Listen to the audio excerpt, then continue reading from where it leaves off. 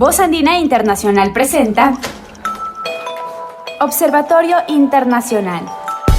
Un observatorio para examinar los desafíos actuales de la humanidad y las tendencias globales de discusión y soluciones. Bienvenidos. Buenos días, estimados escuchas y ahora las personas que vayan a escuchar o a ver este programa.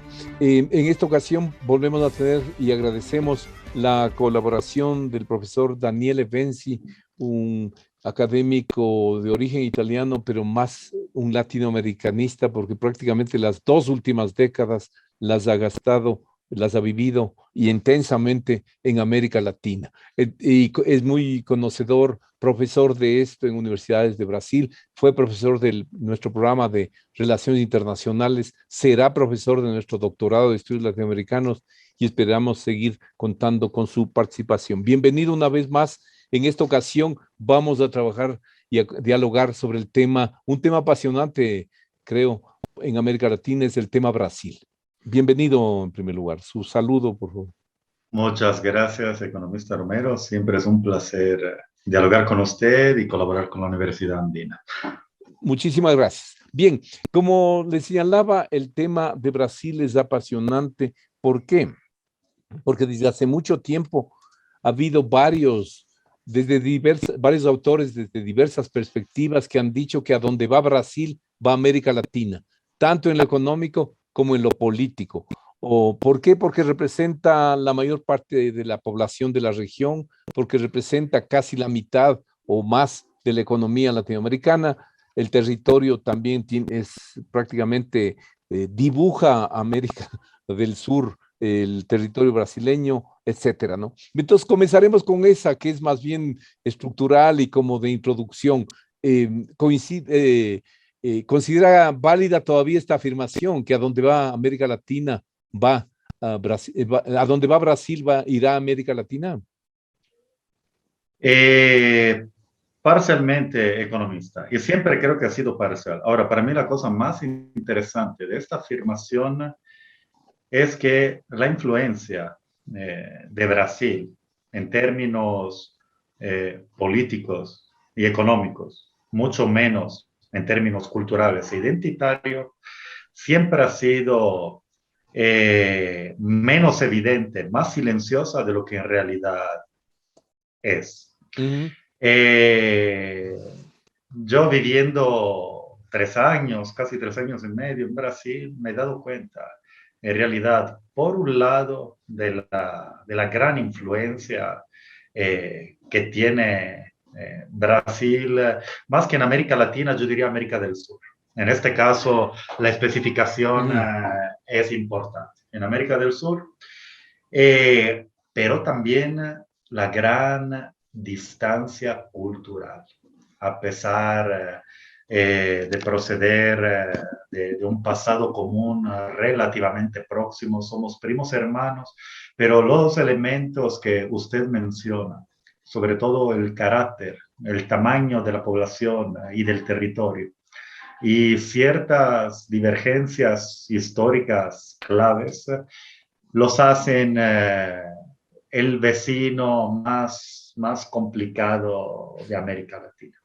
Uh-huh, uh-huh. Sí, muchas gracias. Vea, pero en lo que usted dijo, hay una cuestión que me causa interés desde hace algún tiempo, siquiera 2 décadas, y que yo la he experimentado vivencialmente, tanto con dirigentes sindicales de PT, con embajadores, con agregados culturales. Recuerdo nosotros hace unos años quisimos hacer un programa que se llamaba Historia, Geografía y Cultura del Brasil Contemporáneo. Entonces ahí armábamos una cosa y en todas esas instancias yo percibía, no sé cómo lo piense usted, que incluso, ya le digo, en dirigentes sindicales había un interés, un recelo por aparecer como dominantes en la región, como potencia en la región, incluso en el plano cultural. Yo les decía, es indudable que Brasil es una potencia cultural global, con la samba, con la riqueza de la cultura brasileña.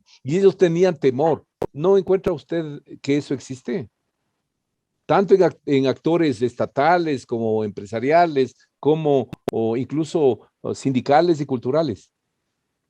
Yo diría que más que ese temor, yo lo llamaría esa precaución. Ujú, Existe, pero en actores sindicales, estatales, partidistas, culturales, digamos de izquierda o de centro izquierda, ujú, que tienen interés en cultivar la dimensión latinoamericana de la identidad brasileña. ujú, Porque Brasil es un país gigante y de múltiples identidades, de ujú. las cuales América Latina solo es una de ellas. Esa yo creo que es una primera gran particularidad. Perdón, Entonces, hay, entonces, sí, ¿usted estaría de acuerdo en que no es un Brasil, sino varios Brasil? depende, las dos cosas son ciertas.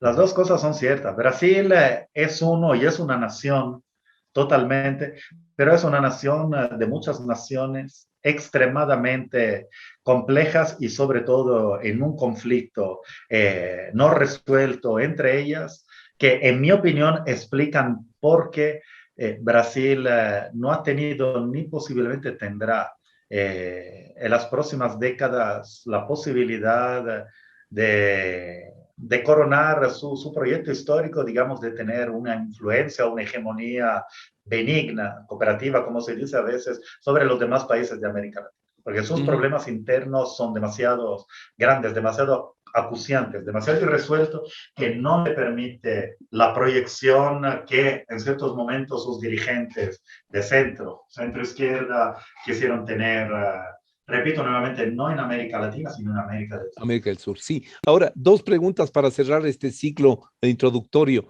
O sea, ¿usted validaría esa afirmación de que Brasil da las espaldas a la región, a Sudamérica? Periódicamente sí. Periódicamente sí, históricamente le ha dado la espalda desde el momento clave, un parteaguas central en la historia de nuestra región, que es el momento de las independencias. Ye- Ahí Brasil cultivó eh, su veleidad de ser una potencia a finales del siglo XIX, un imperio, Ujú, disculpe, en medio, en un mar de pequeñas repúblicas, básicamente, y en guerras civiles entre ellas. Entonces, sobre todo las élites brasileñas cultivaron esa diferencia, esa distancia, dándole, por supuesto, la espalda, que tiene una doble vertiente. dimensión. Ujú, Tiene una vertiente, digamos, eurocéntrica, ujú, racista, ujú. que es cultivar la Estoy idea en el de que programa. nosotros somos un país eh, tropical, pero básicamente europeo, europeizante. Pero también hay la otra vertiente de que Brasil tiene unas raíces africanas que ningún otro país de América Latina. Ujú, Solo Haití, digamos, de alguna manera se puede comparar. Entonces, los ojos de Brasil están hacia Europa, después hacia Estados Unidos, pero también hacia África.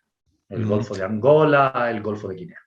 ujú. Sí, muchas gracias. Vea, y para terminar esto, o sea, es muy interesante lo que usted señala. Y entonces yo sé que es una pregunta enorme y complicada, pero le diría, en términos de la consolidación de los estados nacionales y del desarrollo institucional, dos enormes dimensiones, ¿usted cree que Brasil está por adelante de Sudamérica o al mismo nivel con crisis, problemas, debilidad? A ver, yo diría por adelante y por atrás no es un criterio que nos puede dar Luces para entender. la medida, pero digamos, el hecho de que Brasil haya pasado por una historia imperial en el que básicamente la monarquía portuguesa se trasladó a Brasil cuando Portugal se volvió una Así es. república. Y eso implicó las transferencias de muchas instituciones del Estado portugués. Entonces hubo una continuidad institucional prácticamente total cuando en América Latina hubo básicamente la fragmentación de un imperio en términos de cierto tipo de solidez institucional implica ciertas cosas. Después Brasil es un país que no ha pasado por ninguna revolución política. O las únicas revoluciones que tuvo fueron, en términos gramscianos, revoluciones pasivas. No hubo la revolución liberal ahí, no hubo la revolución liberal que atravesó el resto de América Latina. Fue claro, la revolución del 30, pero fue una revolución, le repito, totalmente desde arriba y en el cual tuvieron un papel enorme los militares y las élites. Entonces, digamos, yo diría que es un país que las grandes rupturas que hubo fueron siempre rupturas de derecha y castrenses militares. La de 1964 y la de ahora tal vez de Bolsonaro. Además de eso, el Estado brasileño comparte ciertos problemas con otros estados latinoamericanos, pero también tiene cierta solidez que también presentan otros estados latinoamericanos, sobre todo Argentina, Uruguay, en menor medida Chile, tal vez. Entonces, pero lo que yo destacaría, y que es algo que realmente a mí me costó apreciarlo, comenzando a percibirlo, y es algo que yo creo le escapa totalmente a los latinoamericanos que no sean uruguayos, tal vez argentino, es que realmente la dimensión territorial, poblacional, económica, por supuesto, hacen una diferencia enorme.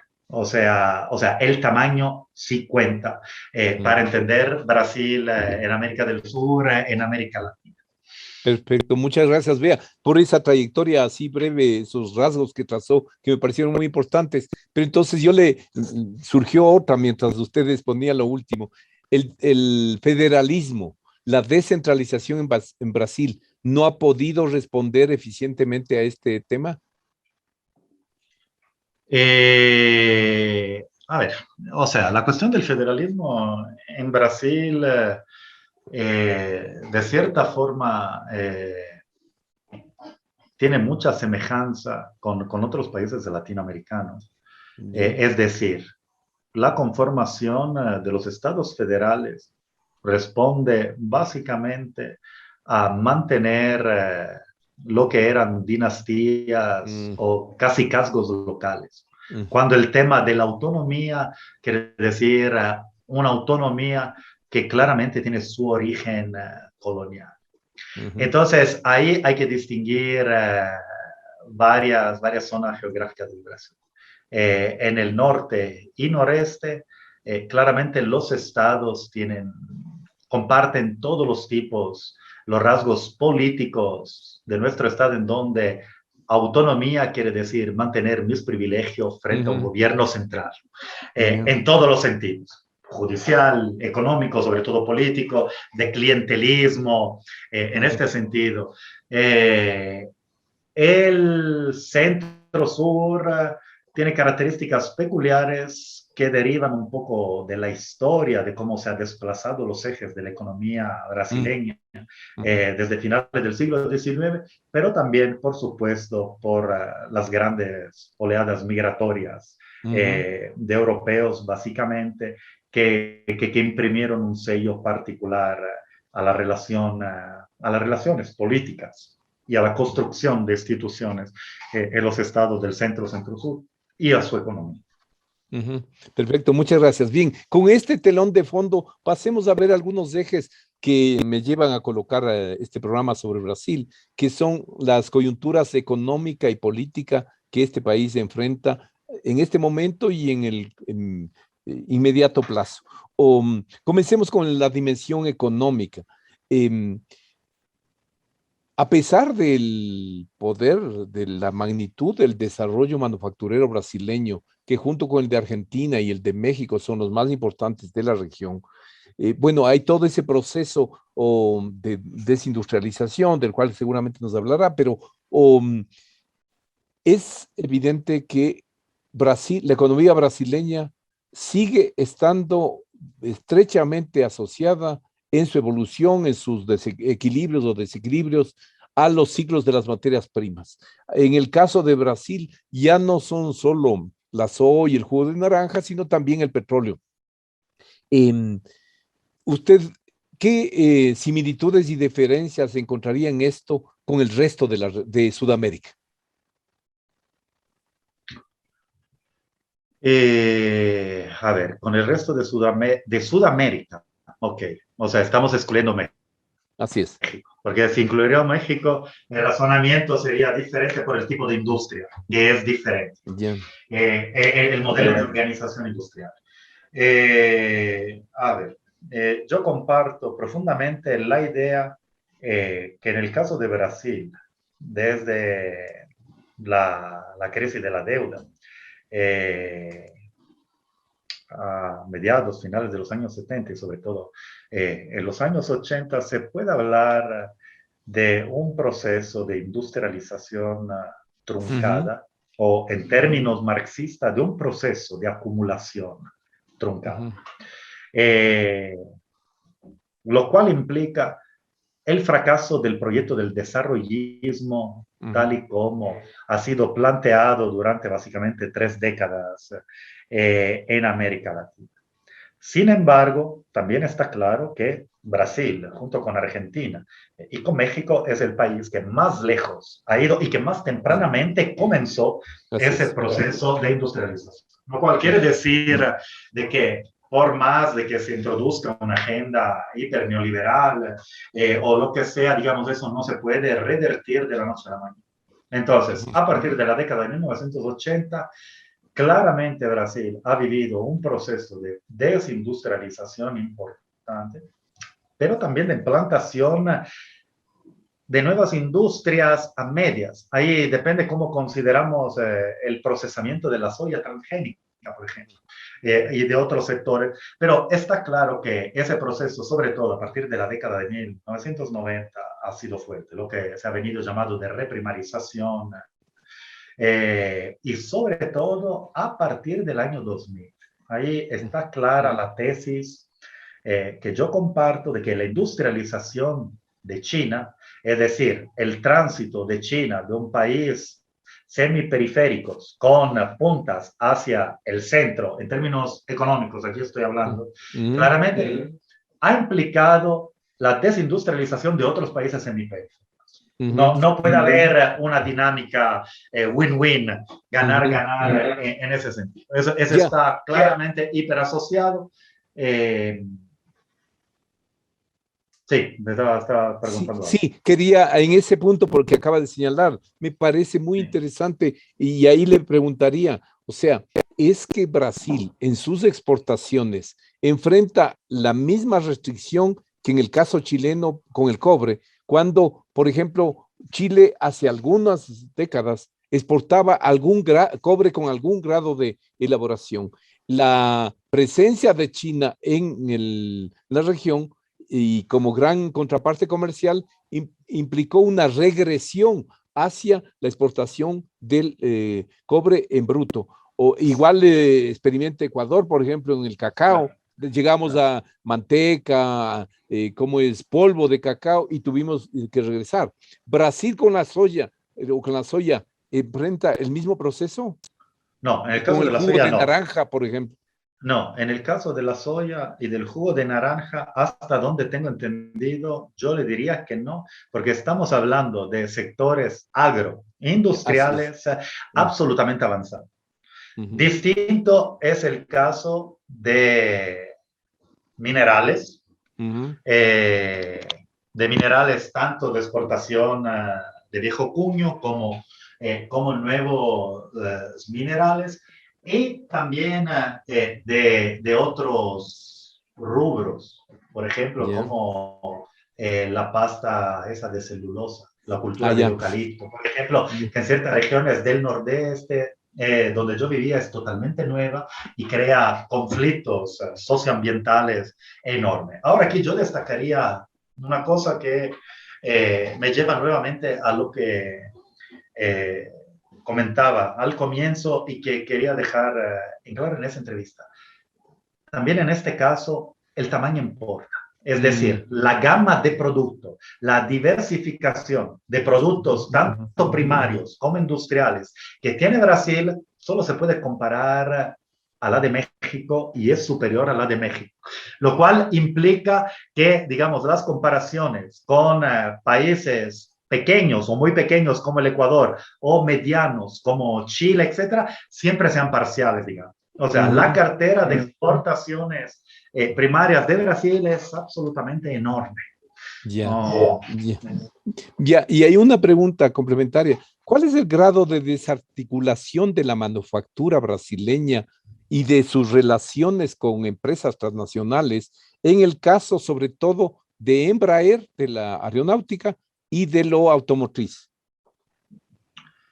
A ver, en este caso, mi respuesta es una respuesta no de experto, de que conoce, sino del ciudadano común.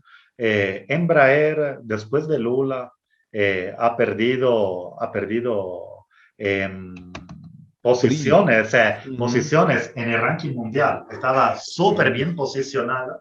Se proyectaba para crecer, sobre todo con alianzas internacionales. Sin embargo, esas alianzas internacionales no marcharon, no fructificaron. En el caso de la industria automotriz... Perdón, antes de que pase a la automotriz. Sí. Esa intervención, prácticamente intervención, lo llamo yo, de los militares brasileños, cuando impidieron, al menos es lo que yo leí también, como usted dice, como ciudadano, que impidieron que el desmantelamiento, la venta de Embraer sea total y que la parte militar se la mantenga. ¿Cómo quedó finalmente ese tema, si usted conoce? No, sinceramente desconozco los detalles, pero yo le apostaría que claramente se mantuvo una parte que es de negocio también para los militares, además de cierto nacionalismo militar brasileño que es muy peculiar, pero sí existe. Yo espero que después podamos hablar del tema militar, que hoy en día es absolutamente central en Brasil y ha sido central en la historia brasileña. Y en el caso de la industria automotriz, que es una industria en que la parte gruesa es de ensamblaje, pero de ensamblaje de las mayores casas a nivel mundial y que sobre todo abastece todo el mercado suramericano. O sea, los vehículos que llegan aquí al Ecuador, de Fiat, de Volkswagen, y hasta los chinos no vienen de China, no vienen de Alemania, no vienen de Francia, vienen de Brasil.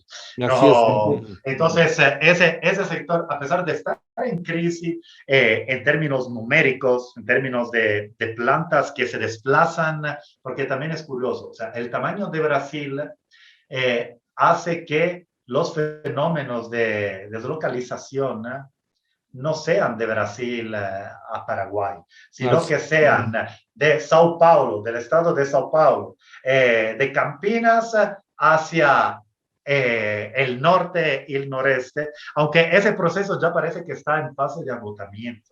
Es decir, eso es un proceso que comenzó ya en los años 80, cuando se fortaleció el sindicalismo en el centro brasileño, del cual procede Lula, básicamente. El sindicalismo del ABC, todo eso. Entonces uno se encuentra con la industria automotriz en ensamblaje, por ejemplo, en la periferia de Recife, o sea, en el noreste brasileño. Ajá. Ahora, entonces, dos cosas a partir de lo que acaba de señalar que me parece muy interesantes de analizar. O sea, en ese sentido, la vinculación de Brasil con estas cadenas globales de valor y cadenas regionales de valor lideradas por estas corporaciones transnacionales, en este caso automotrices,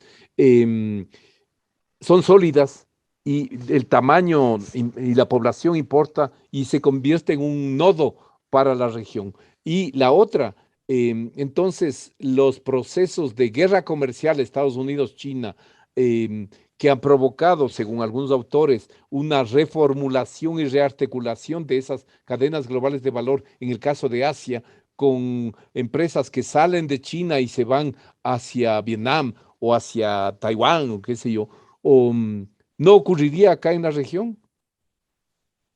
A ver, yo primero comparto solo parcialmente la idea de que ya se rearticularon cadenas de valor. Ah, no, no, este es un proceso en marcha, es un proceso Exacto, en exacto. O sea, es un proceso en marcha y en el que realmente no se sabe exacto.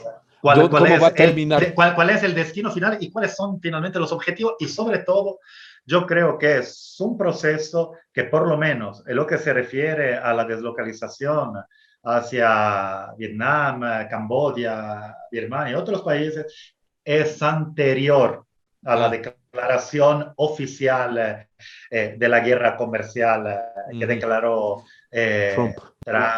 Trump a China. Bueno, con esta premisa, eh, yo diría que es una posibilidad. Ya. Es una posibilidad que haya ese tipo de rearticulación y sobre todo, si entendí bien la parte subyacente a su pregunta, es a lo que apuntaron los gobiernos del PT. Es Ujú, decir, aquí nos encontramos en otro parteaguas históricos en el que la economía suramericana, el grueso de la economía suramericana, ha sido históricamente una economía atlántica o euroatlántica. mm, En ese parteaguas histórico, y sobre todo la mm, brasileña, la argentina, ujú, eh, la más pujante. Ahora, en ese recodo histórico en el que vivimos, parte del proyecto brasileño era precisamente rearticular históricamente su economía hacia el Asia-Pacífico. El proyecto IRSA iba de eso, pero no solo el proyecto IRSA.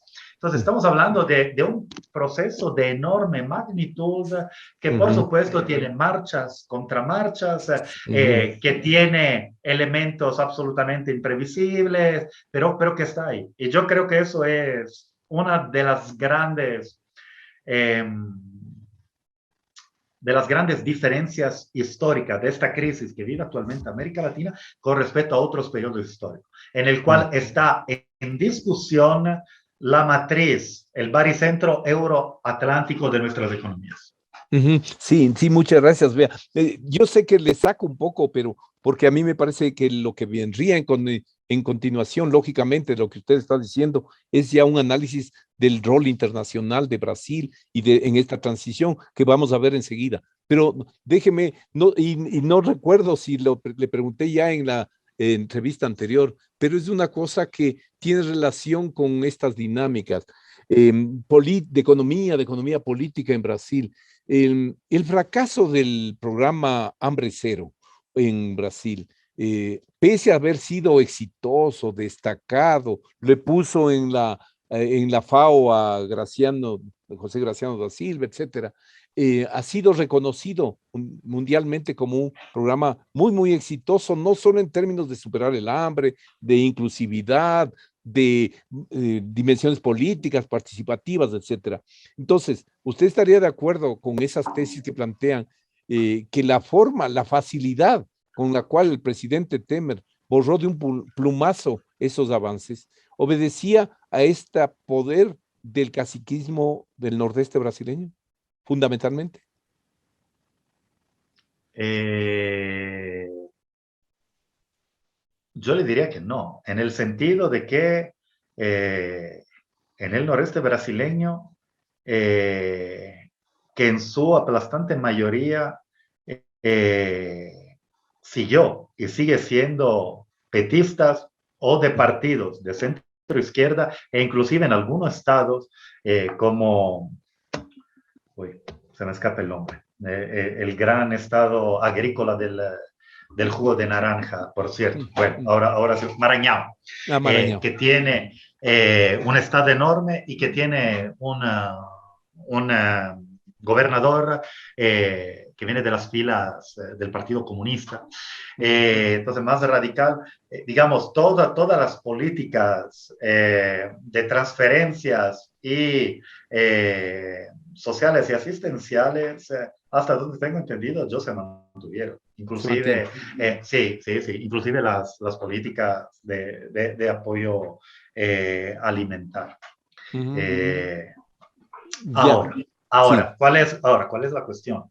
Que realmente esas políticas, como fueron pensadas y organizadas, respondían a un momento en el que había cierta Excelente. comodidad económica que les permitía sin afectar A otros. básicamente los grandes intereses del agronegocio. Llega un momento en el que finalmente, y yo eso creo que es un tema para debatir, no soy un experto, pero como analista de economía política internacional, llega un momento en el que no puedes apoyar al mismo tiempo la agricultura campesina, la agricultura familiar y el agronegocio, por una cuestión de espacio, de territorio, de quién cultiva, en dónde y qué cultiva.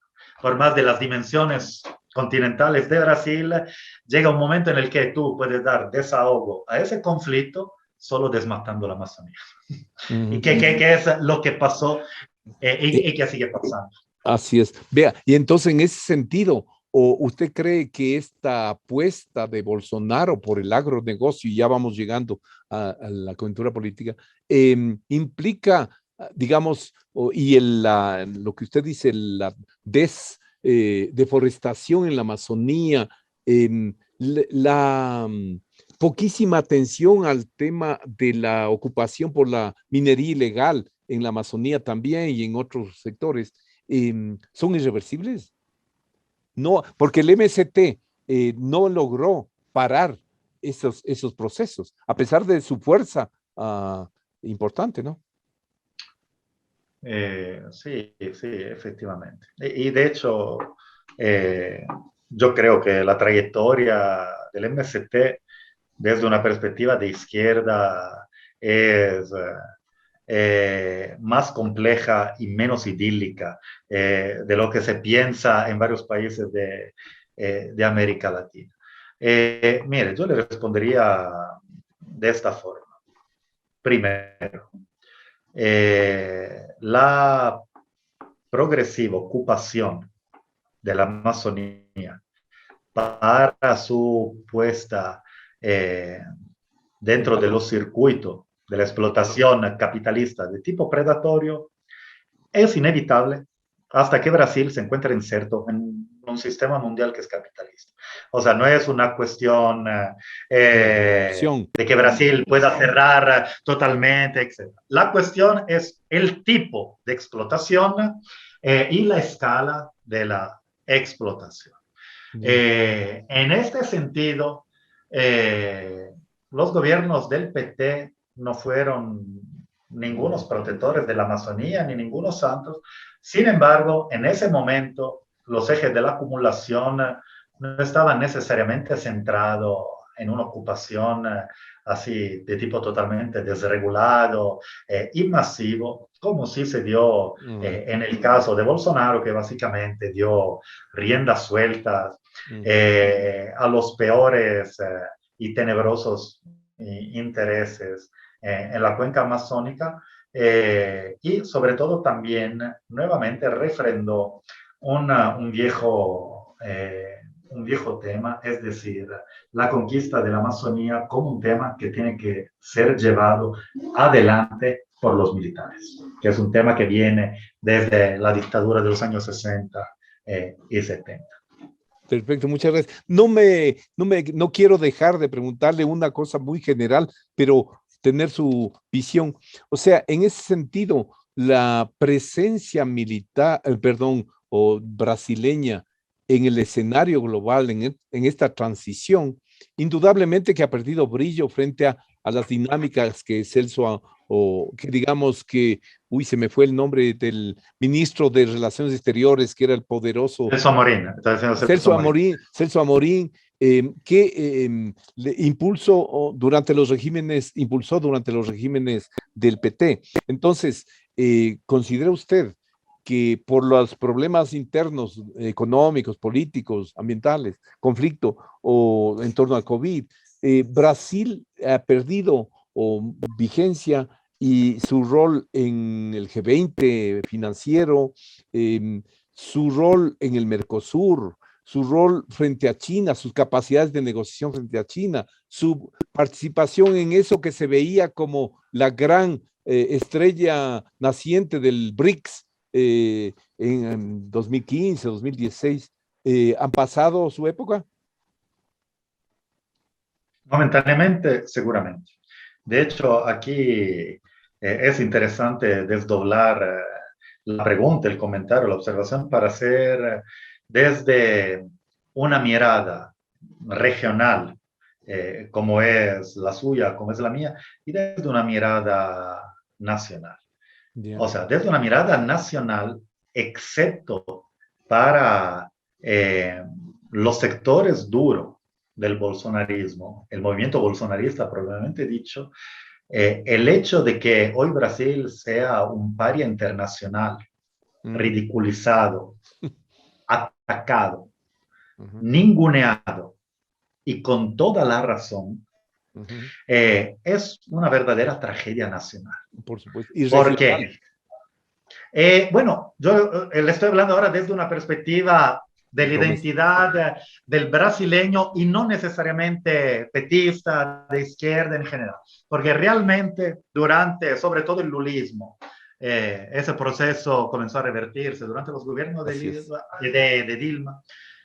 Brasil, en términos de poder de negociación institucional y de imagen, había logrado posicionarse de una manera absolutamente positiva en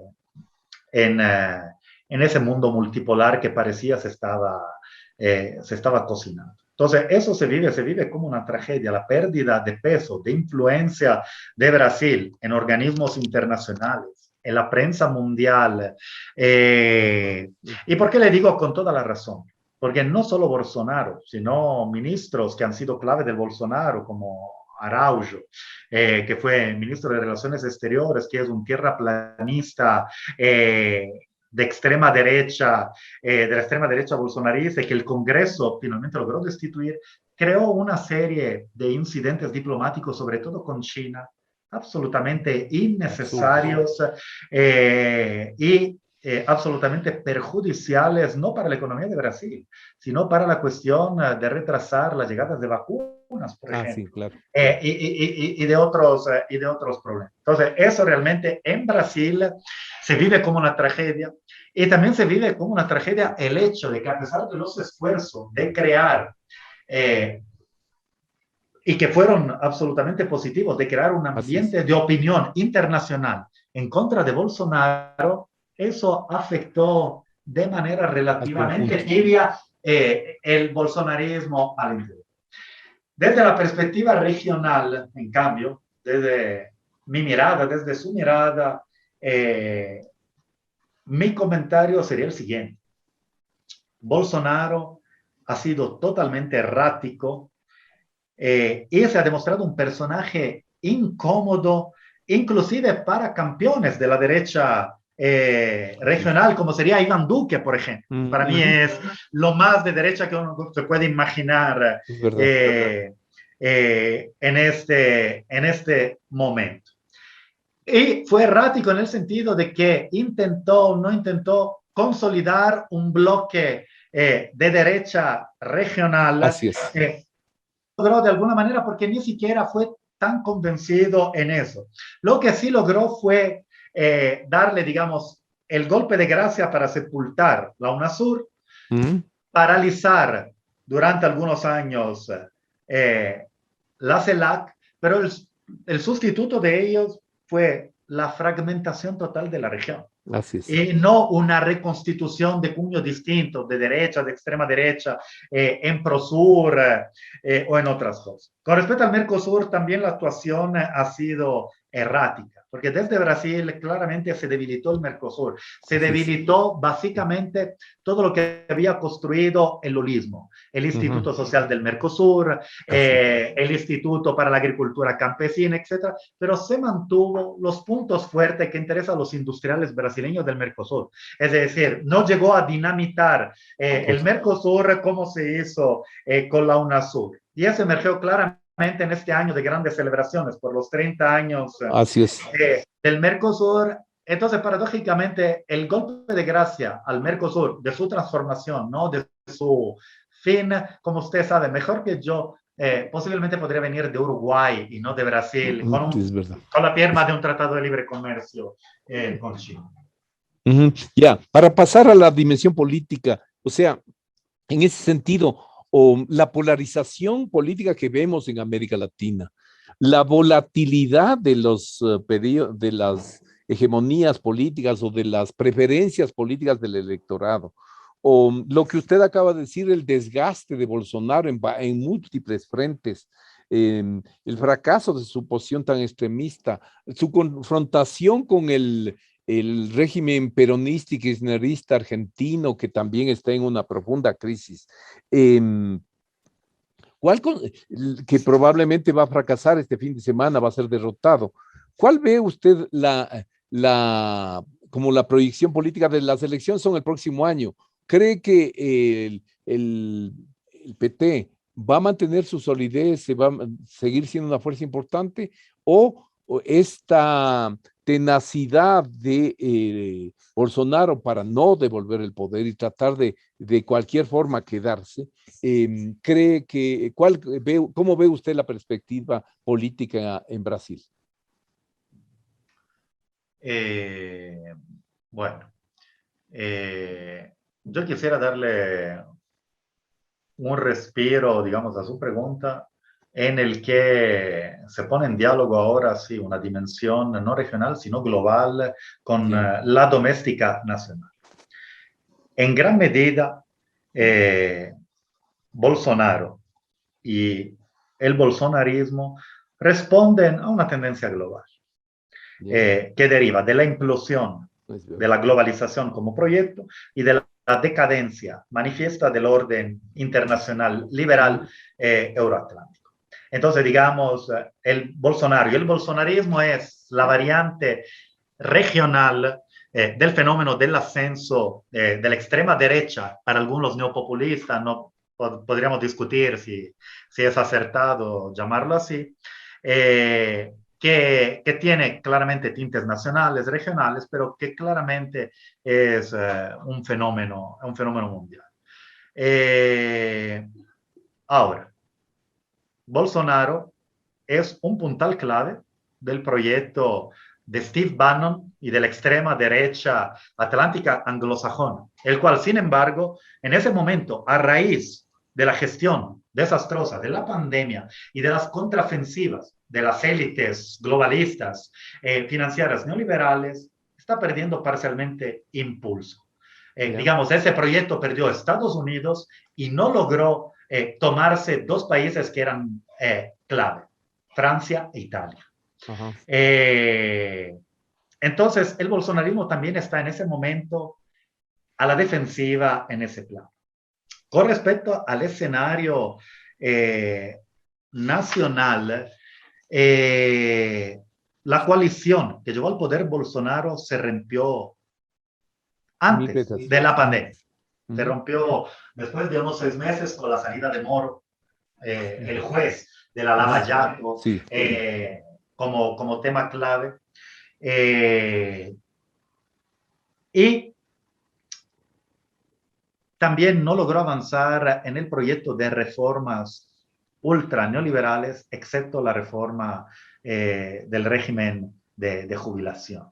No logró darle un impulso aún más fuerte, aunque ya lo había hecho Temer con la reforma del trabajo.